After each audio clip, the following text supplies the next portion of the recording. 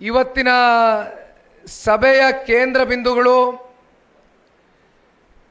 ಕಳೆದ 4 ದಶಕಗಳಿಂದ ನಿರಂತರವಾಗಿ ಪಕ್ಷದ ಏಳು ಬೀಳುಗಳಲ್ಲಿ ಪಕ್ಷ ಸಂಕಷ್ಟದಲ್ಲಿದ್ದಂಥ ಸಂದರ್ಭದಲ್ಲಿ ಇಟ್ಟಂಥ ಹೆಜ್ಜೆಯನ್ನು ವಾಪಸ್ ಹಿಂಪಡಿದಿರ, ನಂಬಿಕೆಯನ್ನು ಇಟ್ಕೊಂಡಿರ್ತಕ್ಕಂಥ ಕಾರ್ಯಕರ್ತರ ನಂಬಿಕೆಗೆ ಯಾವ ಕಾರಣಕ್ಕೂ ಹುಸಿಯನ್ನು ಬೆಳೆದಿರಾ, ಅವರ ನಂಬಿಕೆಗೆ ದ್ರೋಹವನ್ನು ಮಾಡಿದಿರಾ. ನಿಮ್ಮ ಜೊತೆಯಲ್ಲಿ ಚುನಾವಣೆಗಳ ಗೆಲುವು ಸೋಲು ಏನೇ ಇದ್ದರೂ ಕೂಡ ನಿಮ್ಮ ಜೊತೆಯಲ್ಲಿ ನಾನು ಇದ್ದೇನೆ, ನಿಮ್ಮ ಜೊತೆಯಲ್ಲಿ ನಾನು ಇರ್ತೇನೆ, ಜನತೆಯ ಜೊತೆ ಪರವಾಗಿ ನಾನು ಧ್ವನಿಯಾಗಿ ಕೆಲಸ ಮಾಡ್ತೇನೆ ಅಂತಕ್ಕಂಥ ಆತ್ಮಸ್ಥೈರ್ಯವನ್ನು ಹೊಂದಿರತಕ್ಕಂಥ ಯಾದಗಿರಿ ಜಿಲ್ಲೆಯ ಜನತಾದಳ ಪಕ್ಷದ ನಿಷ್ಠಾವಂತರ ಕುಟುಂಬದಲ್ಲಿ ಒಂದು ಕುಟುಂಬ ಯಾವುದಾದ್ರೂ ಇದ್ದರೆ ಅದು ನಾಗನಗೌಡರು ಮತ್ತು ಸದಾಶಿವಣ್ಣ ಅವರು. ಇವತ್ತು ಇಬ್ಬರು ಕೂಡ ನಮ್ಮ ಜೊತೆಯಲ್ಲಿಲ್ಲ.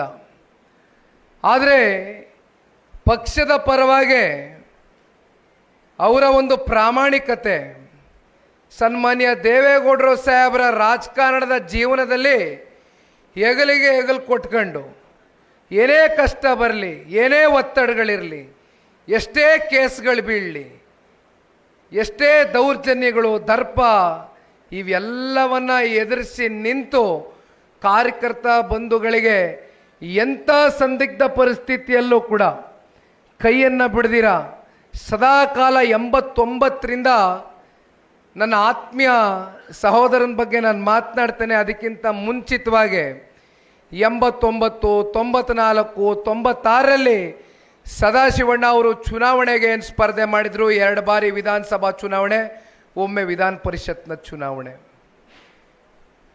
ಆ ಚುನಾವಣೆಗಳಲ್ಲಿ ಅವರು ಸೋತಿದ್ರು ಕೂಡ 2008ರಲ್ಲಿ ನನ್ನ ಆತ್ಮೀಯ ಸಹೋದರ ಹೇಳಿದಂತೆ ಕ್ಷೇತ್ರ ಪುನರ್ವಿಂಗಡಣೆ ಆದ ನಂತರ ನಾಗನಗೌಡರು ಪ್ರಪ್ರಥಮವಾಗಿ ಗುರುಮಿಟ್ಕಲ್ ವಿಧಾನಸಭಾ ಕ್ಷೇತ್ರದಿಂದ ಸ್ಪರ್ಧೆಯನ್ನು ಮಾಡ್ತಾರೆ. 8ರಲ್ಲಿ ಸೋಲನ್ನು ಕಾಣ್ತಾರೆ, 13ರಲ್ಲಿ ಕೇವಲ 600 ಮತಗಳಿಂದ ಪರಾಜಿತಗೊಳ್ತಾರೆ. ಆದರೆ 18ರಲ್ಲಿ ಗುರುಮಿಟ್ಕಲ್ ತಾಲೂಕಿನ ಎಲ್ಲ ತಂದೆ ತಾಯಂದ್ರ ಆಶೀರ್ವಾದ, ಹಿರಿಯಕರ ಆಶೀರ್ವಾದ, ಯುವಕರ ಸಹಕಾರ, ತಾಯಂದ್ರ ಶ್ರೀರಕ್ಷೆಯಿಂದ ಮೊದಲನೇ ಬಾರಿ ನಾಗನಗೌಡರು ವಿಧಾನಸಭೆಗೆ ಕಳಿಸ್ಕೊಟ್ಟಿರ್ತಕ್ಕಂಥ ಪುಣ್ಯಾತ್ಮ ತಂದೆ ತಾಯಂದ್ರು ಈ ಜಿಲ್ಲೆಯಲ್ಲಿ ಯಾರಾದ್ರೂ ಇದ್ದರೆ ಅದು ಗುರುಮಿಟ್ಕಲ್ ತಾಲೂಕಿನ ಎಲ್ಲ ನನ್ನ ಪ್ರೀತಿಯ ಮಹಾಜನತೆ ಅಂತಕ್ಕಂಥದ್ದನ್ನು ನನ್ನ ಸಹೋದರ ನೆನೆಸ್ಕೊಳ್ತಾ ಇದ್ರು. ತದನಂತರ 2020ರ ಕಳೆದ ವಿಧಾನಸಭಾ ಚುನಾವಣೆ ಸಂದರ್ಭದಲ್ಲಿ ನನ್ನ ಆತ್ಮೀಯ ಸಹೋದರ ಇವತ್ತು ಮುಕ್ತವಾಗಿ ತನ್ನ ಮನಸ್ಸಿನಲ್ಲಿ ಇರ್ತಕ್ಕಂಥ ಮನದಾಳದ ಮಾತುಗಳನ್ನ ಹೃದಯ ಬಿಚ್ಚಿ ಇವತ್ತು ಜಿಲ್ಲೆ ಹಾಗೂ ತಾಲೂಕಿನ 4 ತಾಲೂಕಿನ ಜನತೆ ಮುಂದೆ ಇವತ್ತು ಇಟ್ಟಿರ್ತಕ್ಕಂಥದ್ದು.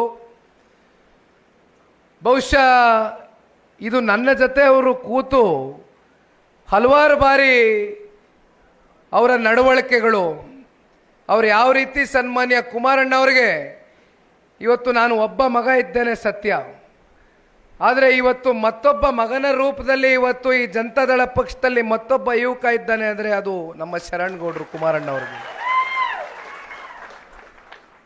ಅದೇ ರೀತಿ ಸನ್ಮಾನ್ಯ ಕುಮಾರಣ್ಣವರು ಅವರ ತಂದೆ ಸ್ಥಾನದಲ್ಲಿ ನಿಂತು ಅವರು ಭಾಷಣ ಮುಗಿದೋಗಿತ್ತು, ಆದರೂ ಕೂಡ ಇಲ್ಲ ನಾನು ಇದು ಹೇಳಬೇಕಾಗಿರ್ತಕ್ಕಂಥ ಒಂದು ವಿಚಾರ, ಕ್ಷೇತ್ರದ ಜನತೆಯ ಸರ್ವೋತ್ತಮಕ ಅಭಿವೃದ್ಧಿಗೆ ಯಾವ ರೀತಿ ಸನ್ಮಾನ್ಯ ಕುಮಾರಣ್ಣವರು ಕೈ ಜೋಡಿಸಿದ್ರು ಅಂತಕ್ಕಂಥದ್ದನ್ನು ಸ್ಮರಿಸುತ್ತಾ ನನ್ನ ಆತ್ಮೀಯ ಸಹೋದರ ಶರಣಗೌಡರು ಮಾತನಾಡ್ತಕ್ಕಂಥದ್ದನ್ನ ಎಲ್ಲರೂ ಕೇಳಿಸ್ಕೊಂಡಿದ್ದೇವೆ.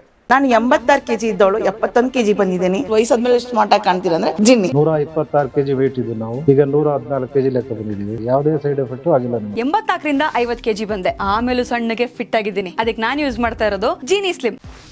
84ರಿಂದ 50 kg ಬಂದೆ, ಆಮೇಲೆ ಸಣ್ಣಗೆ ಫಿಟ್ ಆಗಿದ್ದೀನಿ. ಅದಕ್ಕೆ ನಾನು ಯೂಸ್ ಮಾಡ್ತಾ ಇರೋದು ಜೀನಿ ಸ್ಲಿಮ್. ಸಣ್ಣ ಆಗಕ್ಕೆ ಜೀನಿ ಸ್ಲಿಮ್ ಯೂಸ್ ಮಾಡದೆ ಹೆಲ್ದಿನೂ ಅದೇ. ನೀವು ಸಣ್ಣ ಆಗ್ಬೇಕಾ, ಹೆಲ್ದಿ ಆಗ್ಬೇಕಾ? ಹಾಗಿದ್ರೆ ಜೀನಿ ಸ್ಲಿಮ್ ಯೂಸ್ ಮಾಡಿ. ಹೇ ಸಣ್ಣ ಆಗೋದಕ್ಕೆ ಯಾವುದೋ ಪ್ರಾಡಕ್ಟ್ ಹೇಳ್ತಾ ಇದ್ದಾಳೆ, ಏನಾದರೂ ಸೈಡ್ ಎಫೆಕ್ಟ್ಸ್ ಇದೆ ಅಂತ ಯೋಚನೆ ಮಾಡ್ತಾ ಇದ್ದೀರಾ? ಖಂಡಿತ ಇಲ್ಲ, ಯಾಕಂದರೆ ಇದು ಕೆಮಿಕಲ್ ಫ್ರೀ. ಸಣ್ಣ ಆಗಬೇಕು ಅಂದರೆ ಜೀನಿ ಸ್ಲಿಮ್ ಯೂಸ್ ಮಾಡಿ. ಹೆಚ್ಚಿನ ಮಾಹಿತಿಗೆ ಕೆಳಗೆ ಡಿಸ್ಪ್ಲೇ ಆಗ್ತಿರೋ ನಂಬರ್ಗೆ ಕಾಲ್ ಮಾಡಿ.